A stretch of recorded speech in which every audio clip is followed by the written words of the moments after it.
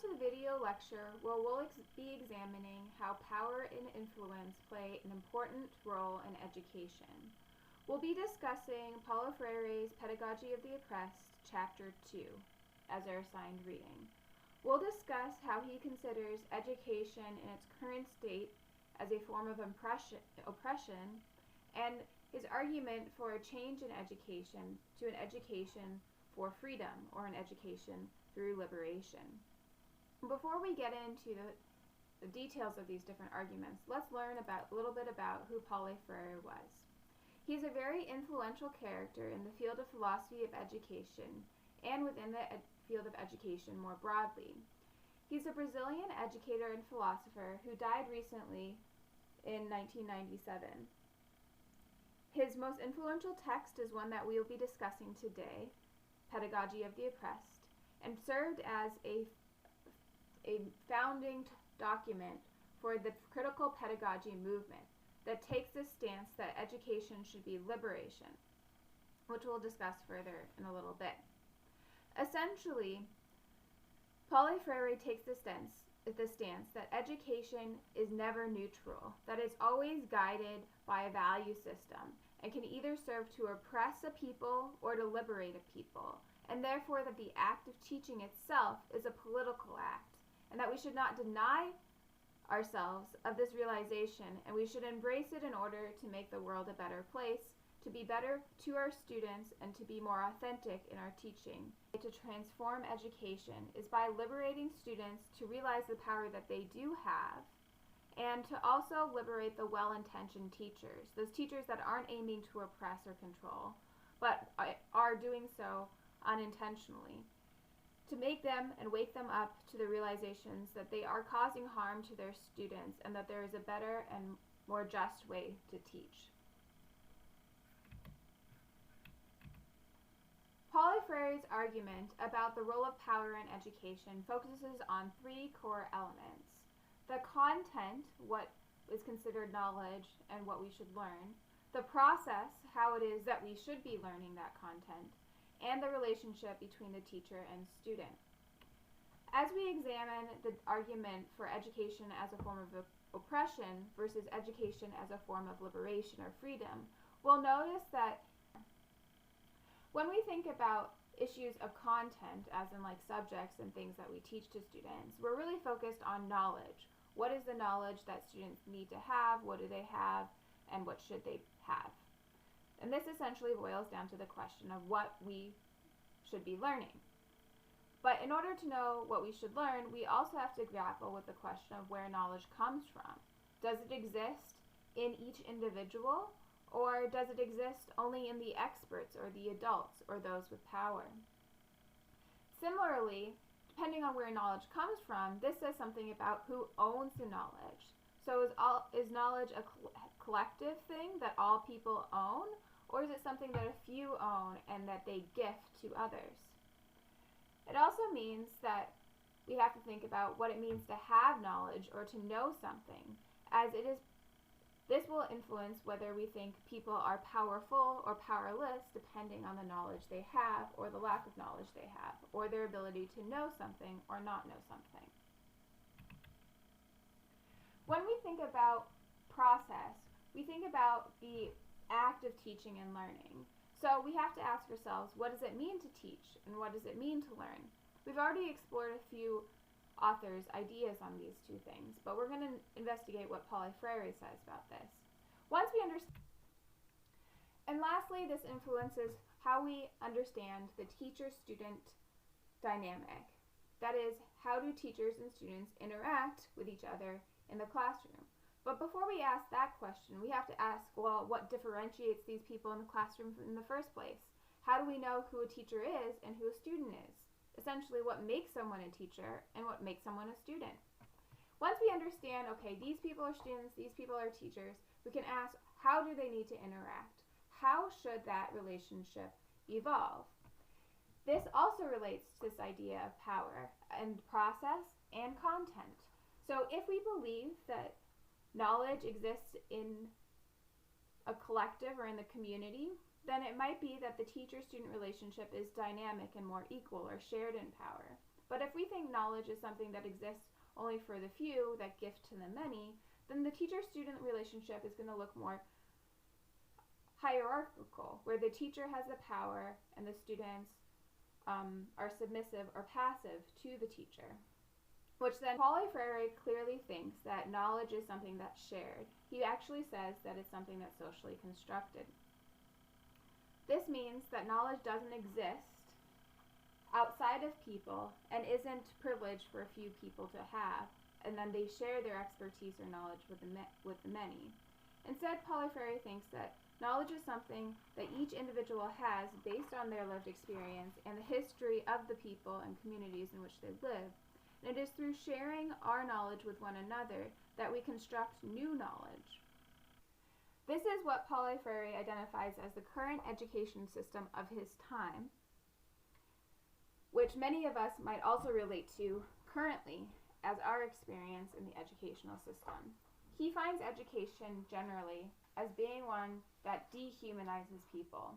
It does not consider what it means to be human, and instead of making us more human, makes us less human. In fact, he thinks that the way in which teachers interact with students and how we understand knowledge makes teachers human, they're subjects who are acting, but makes students passive receivers of that knowledge.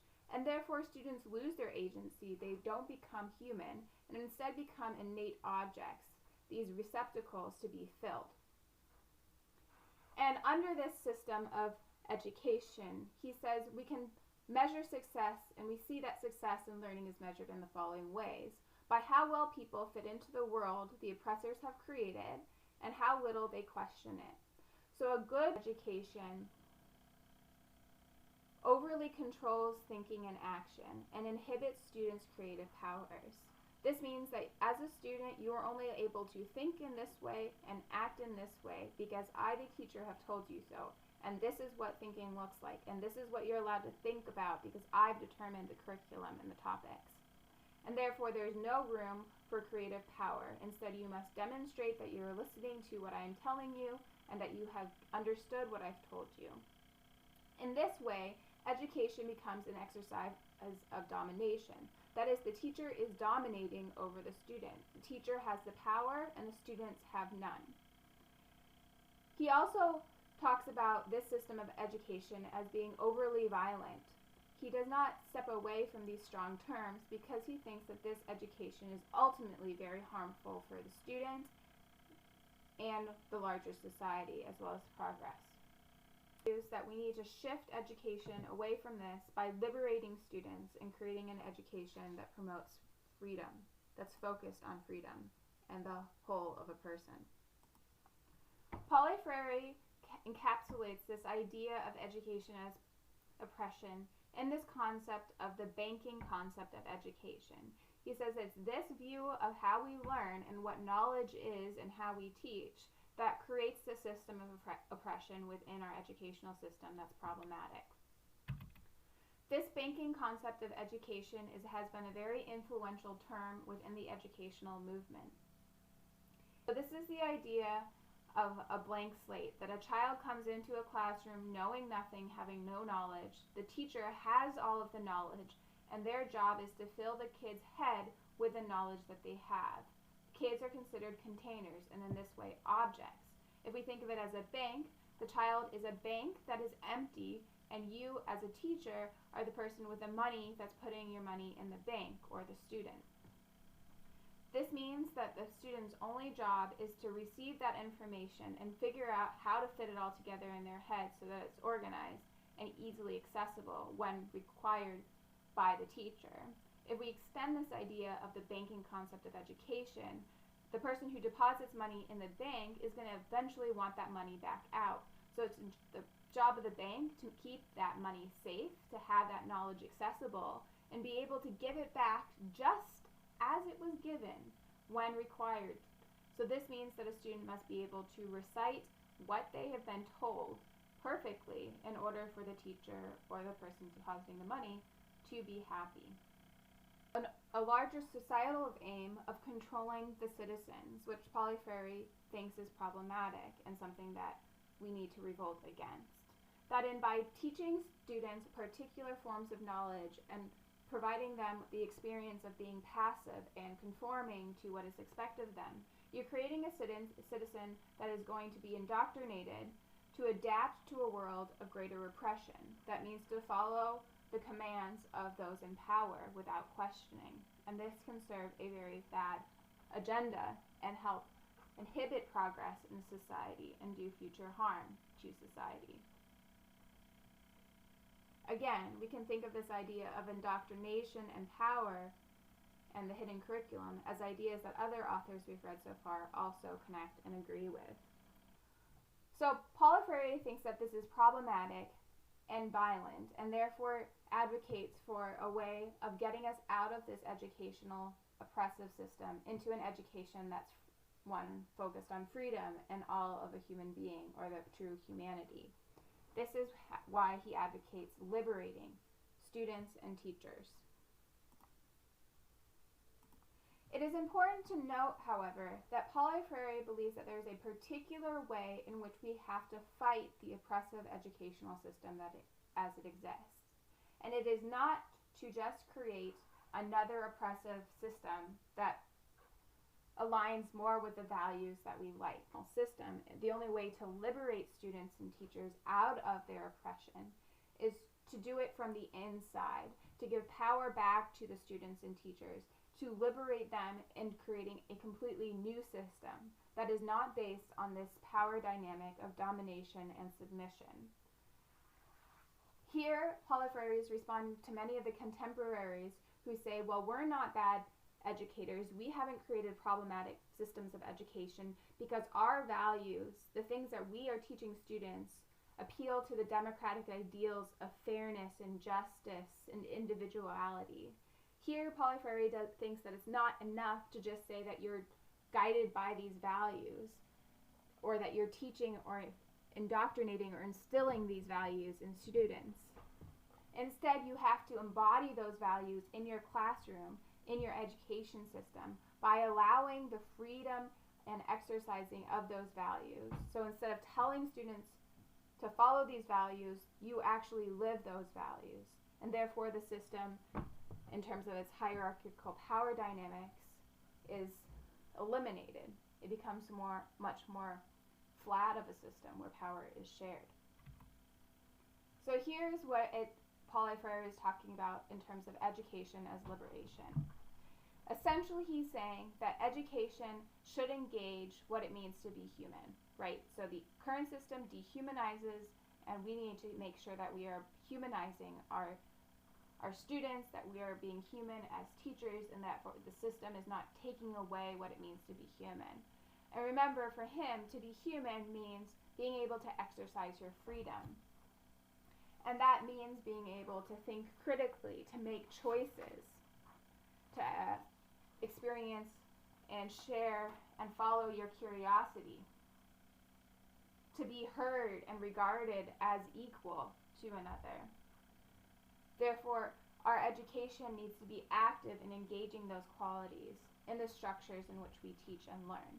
To truly educate through the practice of freedom, we have to consider each person as they experience the world and recognize that other people are as equal as mine, and their experience is an experience that is as valuable as mine, and therefore can help us both understand the world better. This goes back to this idea that Paulo Freire has, that knowledge is socially constructed. It doesn't just exist in a vacuum or outside of the individual or only in one individual, but it's shared, and it needs to be shared.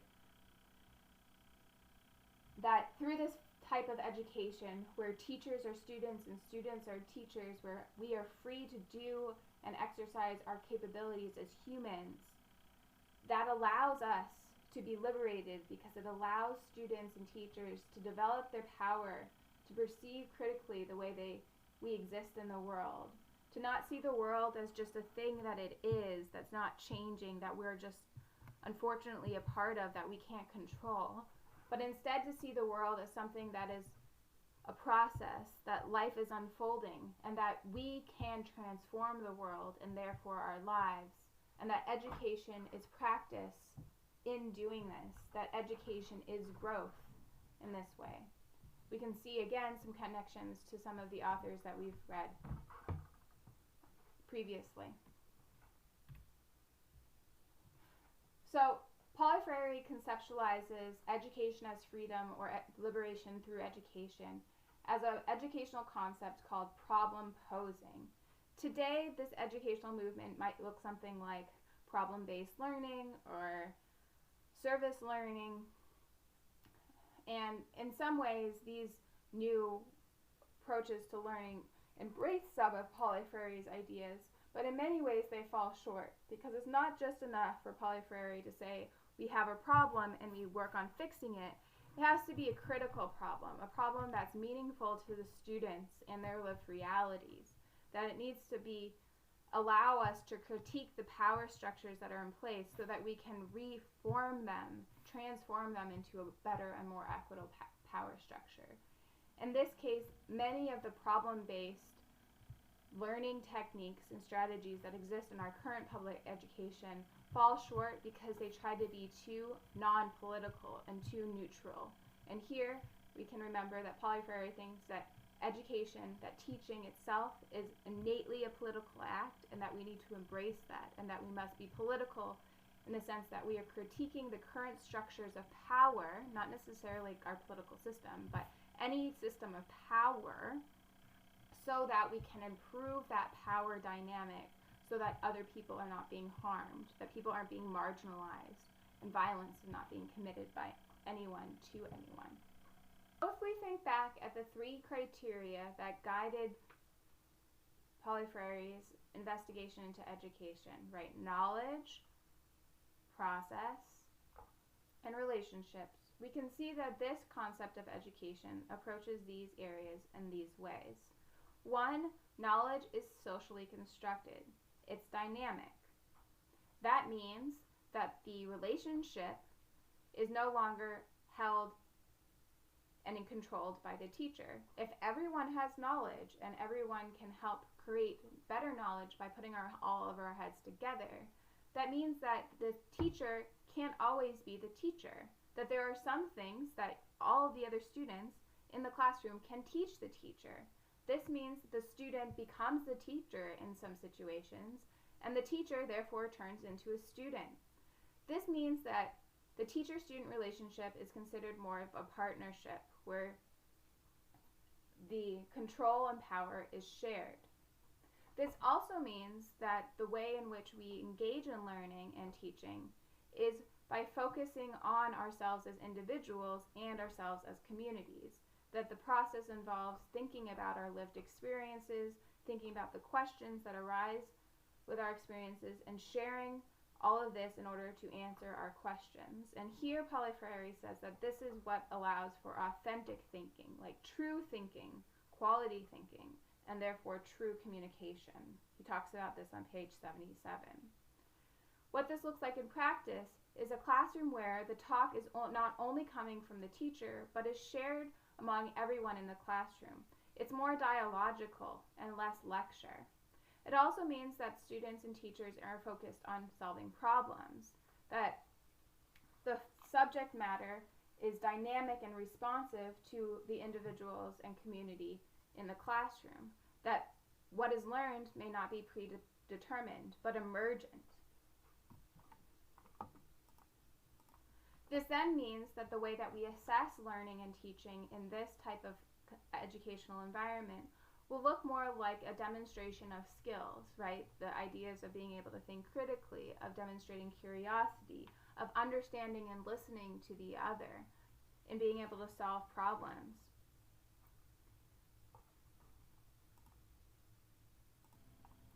For Freire, an education is successful if it allows the individual to realize the power that they have to understand and live in the world, and to create new experiences, to challenge the status quo, and be able to emancipate themselves out of the oppressive systems that they might find themselves in.